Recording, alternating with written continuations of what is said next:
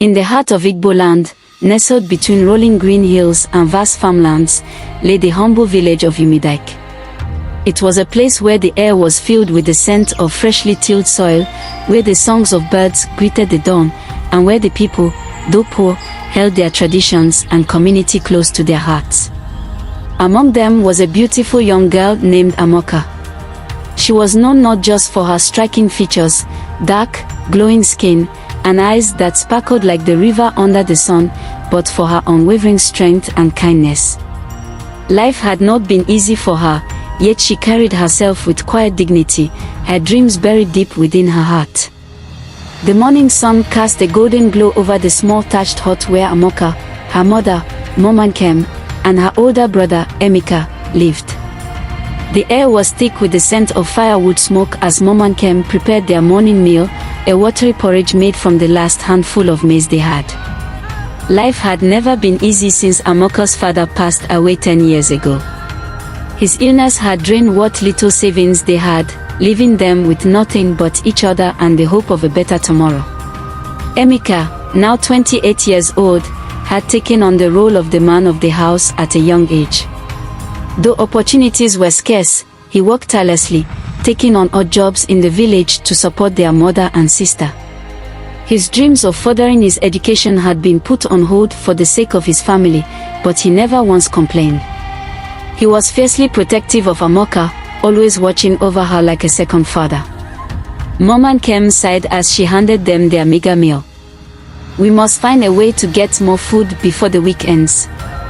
The crops are not yielding well this season," she said, worry etched into her tired face.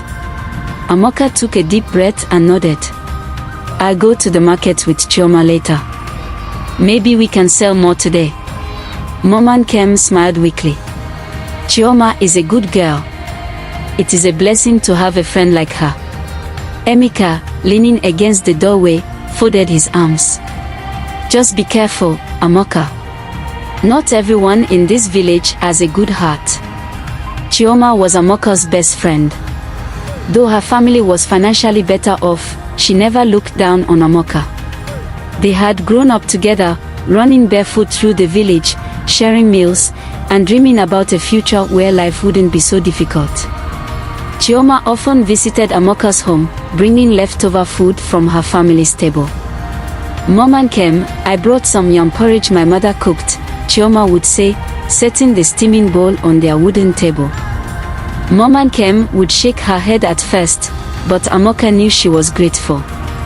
It was through Chioma's kindness that they sometimes had more than just porridge to eat. Their friendship was built on laughter and trust. They spent their mornings fetching water from the stream, chatting about village gossip and their secret dreams. Chioma often teased Amaka about marrying a wealthy man and escaping poverty. "Maybe a prince will ride through our village one day and fall in love with you," she joked. Amaka would roll her eyes. "Be serious, Chioma. Things like that only happen in fairy tales." "You never know," Chioma laughed. "Stranger things have happened." But beneath the laughter, Amaka carried the weight of her family's struggles. She knew that fairy tales weren't meant for girls like her. Every market day, Amaka and Chioma set out early, baskets on their heads filled with fruits, firewood, and handmade goods. The market was always bustling with traders, buyers, and the sweet aroma of roasted maize in the air. Chioma sold fabrics and dried fish, while Amaka sold palm oil and vegetables. They would sit side by side, talking and laughing between sales. "You should try to get better clothes, Amaka," Chioma said one day, noticing the patches on her wrapper. "You never know who might be watching." Amaka shrugged. "What matters is selling enough to buy food. Clothes won't feed Amaka." Chioma sighed. "You always think about others. That's why I love you." At that moment, neither girl knew that a single meeting would soon change everything between them. Life in Umidike was a daily test of endurance for Amaka and her family. With each passing day, their struggles became more pronounced. The dry season had been harsher than usual, and their small farm barely yielded enough crops to sell.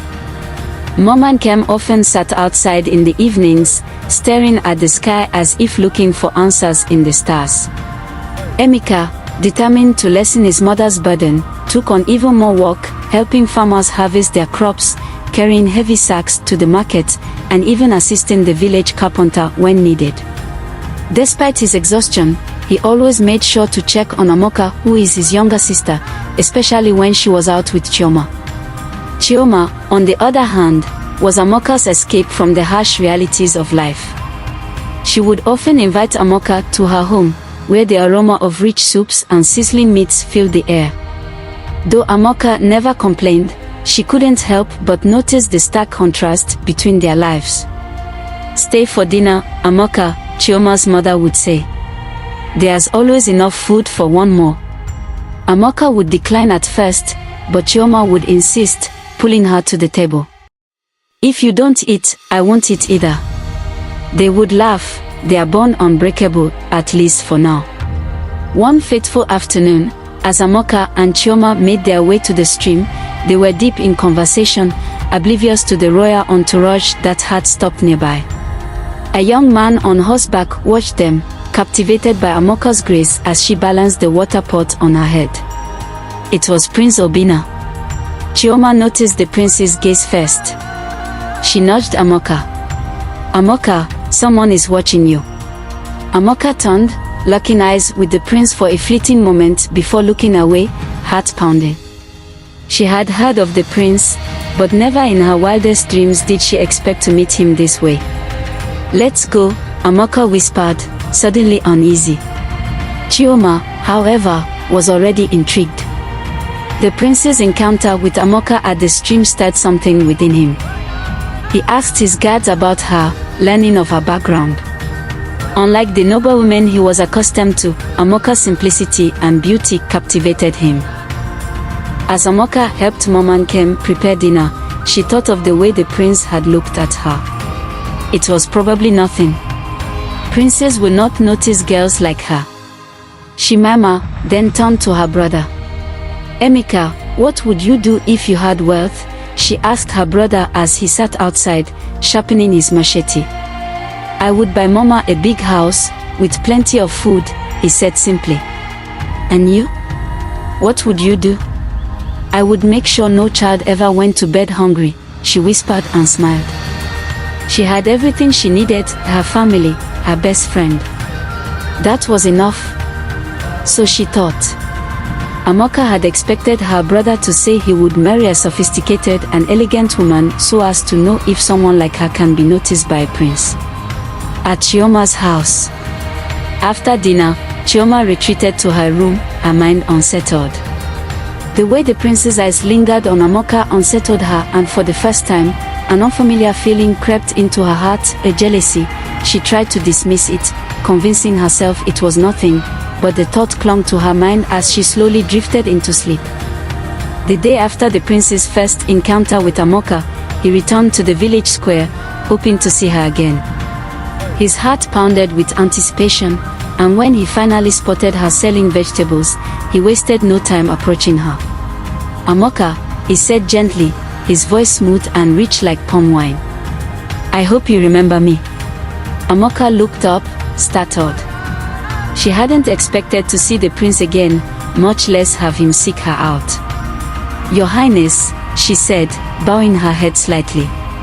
"Please, just call me Obinna," he said with a warm smile. "I want to know you, Amaka."